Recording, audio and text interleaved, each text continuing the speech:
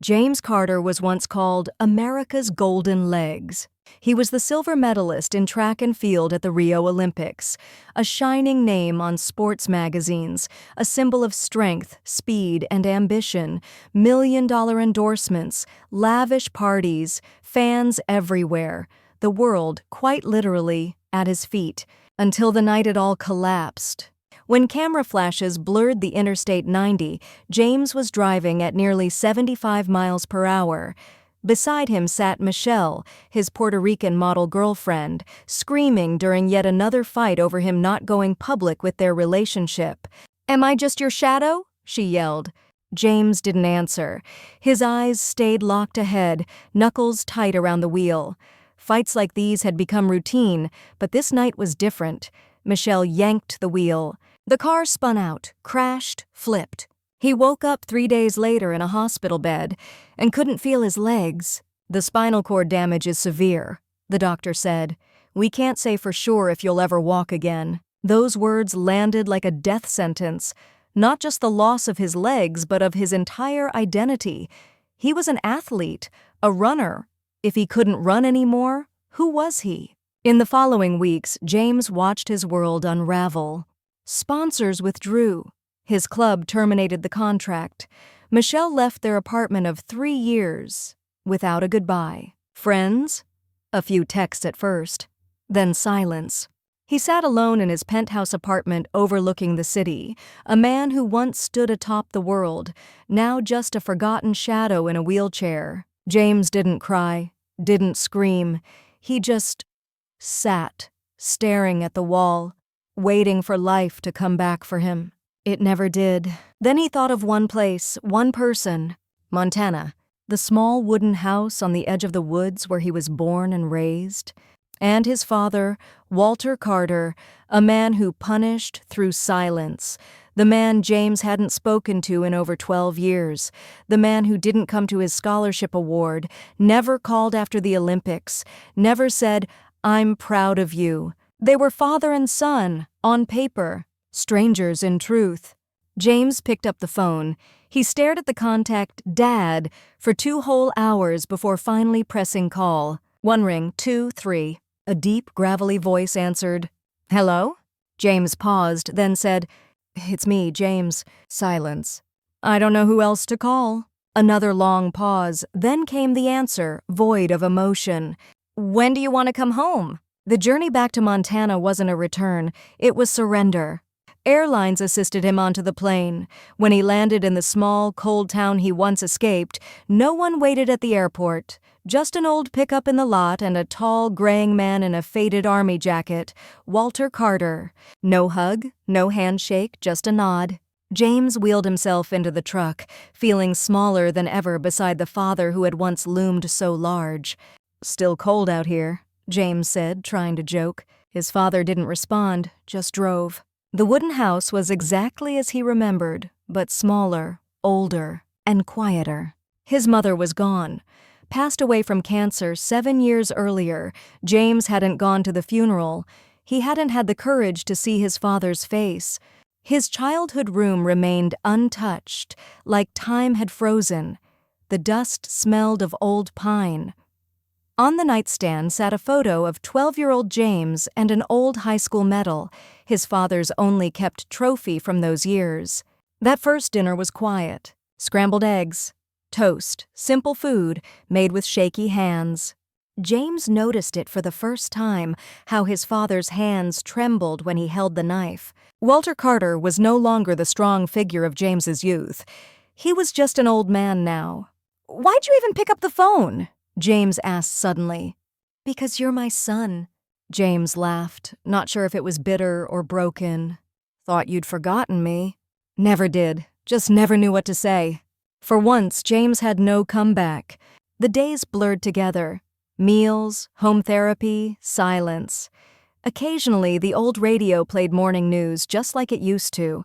No one talked much. But every morning, James noticed, the ramp outside was changed slightly. A new rail. The snow cleared. More traction pads. No one asked him. No one explained. His father just did it. He remembered being a kid. Walter had always been that way. No praise, no emotions, but the bike was always fixed, the blanket tucked in, and he'd always sat in the back row of school meets, never clapping, never cheering, but always there. Maybe that was love. One morning, James asked, "Why didn't you ever come see me run in college?"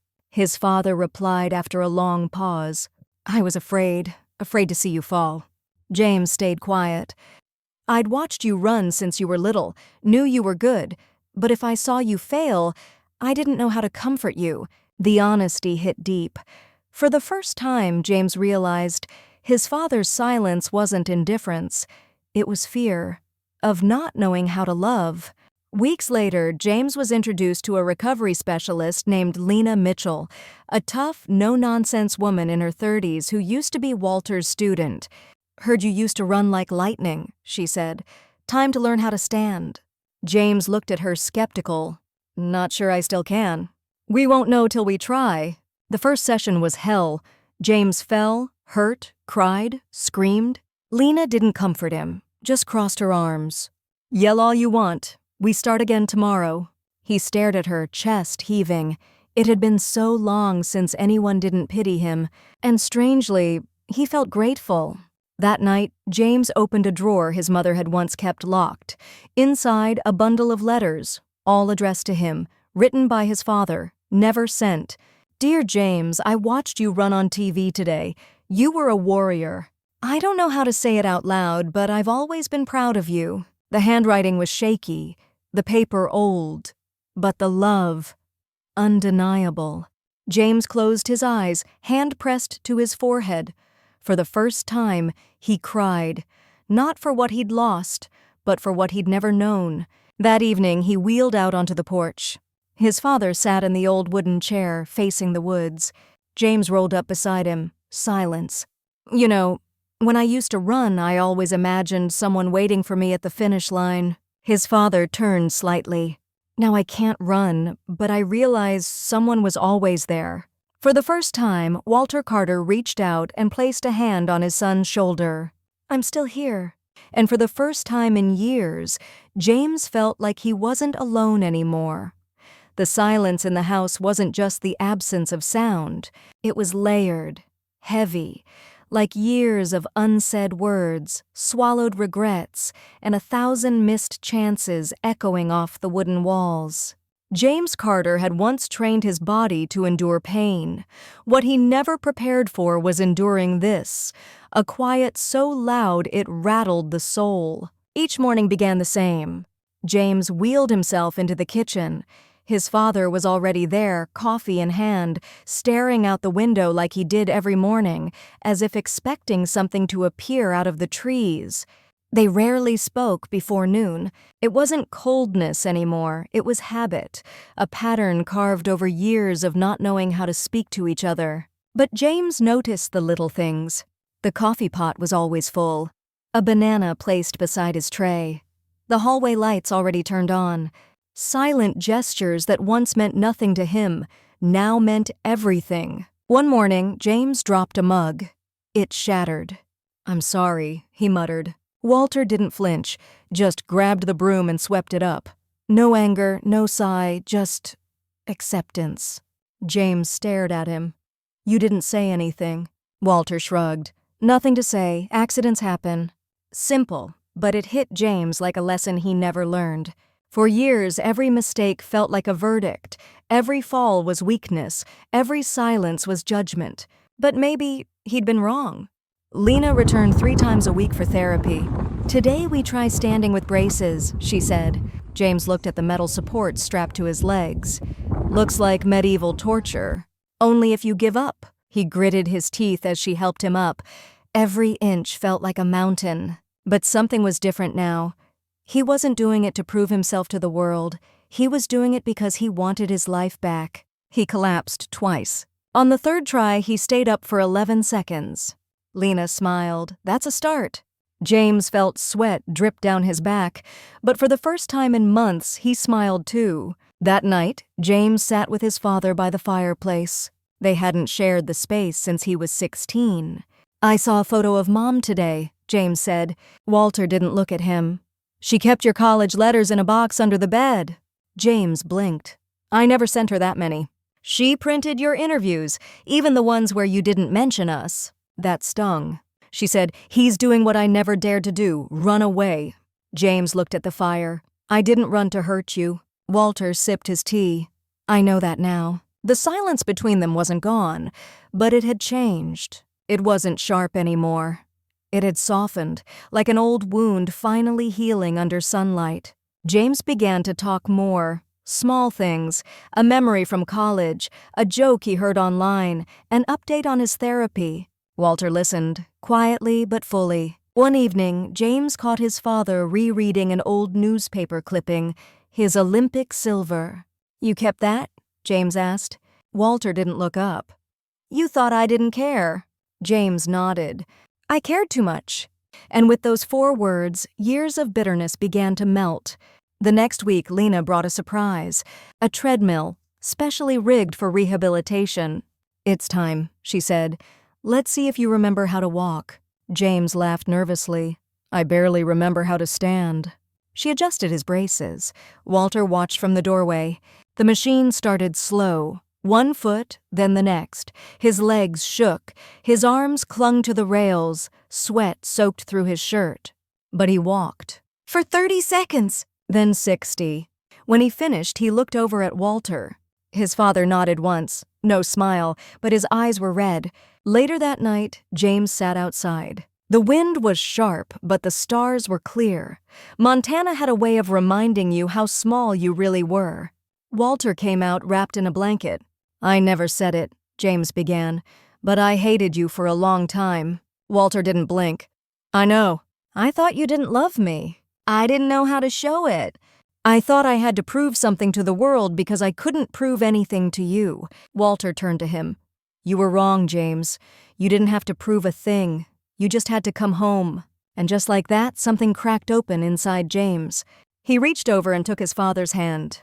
They sat there, 2 broken men, learning how to be whole again, not with words, but with presence, with patience, with time. James wasn't healed, not fully, maybe never. But in that silent house, amidst the echoes of the past, something new was being built. A different kind of strength, a different kind of love. And in that moment, he knew the last mile home had finally begun. James couldn't remember the last time he truly laughed. Maybe it was when he won his first silver medal at nationals. Maybe it was the morning before his final Olympic training. But one thing was certain, it hadn't happened in the last 10 years. He had lived too long feeling like he was never enough, not good enough for his father, not strong enough to save his legs, not brave enough to come back when his mother passed. And now, as he sat in the kitchen with the man who once terrified him more than any rival on the track, James realized he'd gone so far away only to come full circle. But this time, he wasn't running anymore. Walter handed him an old envelope, its paper faded and worn. This one's from your mother, he said quietly. She wrote it before she passed. James opened it, his hands trembling. My son, if you're reading this, then I'm probably gone. I don't blame you for leaving. Everyone needs to fly away to find themselves. But I hope, when the pain feels too heavy, you'll remember where your roots are, where everything began. And the man you think was cold, your father, he's been watching every step you took. Don't be afraid to come home, because home will always wait. James folded the letter. He didn't cry, but something inside his chest softened, like a glacier finally cracking under the sun. That afternoon, Lena returned with a new challenge, walking outside the assisted machine. You'll need a cane, she said. James frowned. Doesn't that mean I've given up? No, Lena replied. It means you've started again. Don't confuse needing help with failure. He bit his lip, but stood anyway. Every shaky step down the hallway felt like pins in his body. But this time, he didn't let fear win. Walter stood at the end of the hallway, silent, just watching. James looked up. Dad, I did it. Walter nodded. I saw. For the first time in years, their eyes met without armor. The next week, James began a new habit, journaling. Not to complain, but to record small wins. Day 1, walked 15 steps without falling. Day 2, Walter asked what I wanted for lunch for the first time. Day 3, made my own coffee. Terrible, but mine. Little things, but to a man who once believed his life was over, each line proved he was still living, still moving forward. One afternoon, while resting on the porch, James heard a motorcycle stop at the front gate. A woman stepped off, dark hair, familiar eyes. "Emily?" he gasped. His younger sister, whom he hadn't seen in nearly 9 years. Emily hugged him without a word. They sat together, not dwelling on the past, just speaking of the now. "I was angry when Mom died," Emily said, voice trembling. "But then I realized, if I don't forgive, who will?" James lowered his head. "I'm sorry. You coming home, that's enough," she replied. Family doesn't need to be perfect. It only needs to heal together. That night, Walter brought out an old wooden box. Inside were keepsakes, James's running shoes, a faded newspaper clipping about his first big win, and an unsent letter. Walter read it slowly. "James, I don't know how to show affection. My father didn't either, but I've always been proud of you. I just didn't know how to say it while you were still here. If you're reading this, maybe I'm learning how." James was speechless. "When did you write that, Dad?" "When you got injured. But I didn't have the guts to send it." "You can say it out loud now," James whispered. And they embraced, for the first time, like two men reborn from wreckage. 3 months later, James could walk across the yard without a cane. Lena took a picture, sent it to a national rehab center. "You should speak to other patients," she suggested. "Your story could save someone." James wasn't sure. He never saw himself as an inspiration, just a broken man refusing to quit. But maybe that was exactly what people needed to see. That night, just after sunset, Walter placed a hand on James's shoulder. "You've walked your last mile," he said. James shook his head. "No, Dad, this is only the beginning." Because the most important journeys in life, forgiveness, love, and coming home, are always longer than any track he'd ever raced. "I want to try again," James said to Lena when she arrived Monday morning. "Try what?" "Running." She stared at him. James's legs were still weak, but his eyes had changed. They no longer held the fire of a man who had won hundreds of races. They held the quiet courage of someone who had clawed their way back from the bottom. "I don't need speed. I don't need distance. I just need to know that I still can." Lena nodded. "Then we'll start again, from square one." The first week, James practiced moving around the backyard. Not like an athlete, like someone learning to stand again after the fall of a lifetime. He stumbled, fell, cried sometimes, but every time he fell, he got back up. "You don't have to do this to prove anything to anyone," Walter said as he handed James a cold towel after one of the sessions. "I know," James replied, "but I need to do this to believe in myself." Walter sat down beside him. "You might never run like you did before, but you've already won in a place few ever do. You've come back to life." The second week, James joined a physical therapy group at the local recovery center. He sat in a circle with 10 others, people of all ages, a teenager who had crashed his bike, an elderly woman recovering from a stroke, a veteran learning to walk with a prosthetic. "Hi, I'm James," he introduced himself. "I used to be an athlete. Now I'm relearning how to walk." They didn't look at him with admiration. They looked with empathy. "I used to think life ended when I couldn't run anymore. But now I understand. Some races are more important than speed. The race to forgive. The race to heal. The race to live again." A boy in the back row asked, "Are you scared?" James smiled. "I've been scared my whole life. But today I know. Being brave doesn't mean you're not scared. It means you show up anyway." A few days later, Lena handed him a letter from a young man named Kyle who had attended that session. "I was about to give up. I thought no one could understand what it feels like to lose everything. But when I heard you speak, I realized I haven't reached the end of my road. Thank you for lighting up hope again." James read the letter and sat in silence for hours. We never truly know how far a quiet story can travel, or how it can change someone else's life entirely. One evening, Emily stopped by with something special, a dusty old camcorder. This was Mom's. She used to secretly record your training sessions. Walter, surprised, dug out a few old tapes. They hooked up the camera and watched the grainy footage. 15-year-old James running in the snow, Walter watching from a distance. Mom always said, "He doesn't know it, but his father follows him every day." Emily smiled. James turned to Walter. "You never said that." "I was never good with words, but I never left your side." For the first time in years, James held his father's hand, not to be guided, but to say, "I see you now." One April morning, James received a call from a sports outreach organization in Denver. "We'd like to invite you to speak at our never-ending race conference. It's for athletes recovering from major injuries. Would you be interested?" James looked at his legs still braced in metal. He wasn't a hero, but if his story could help someone else not give up. "Yes," he said, "I'm ready."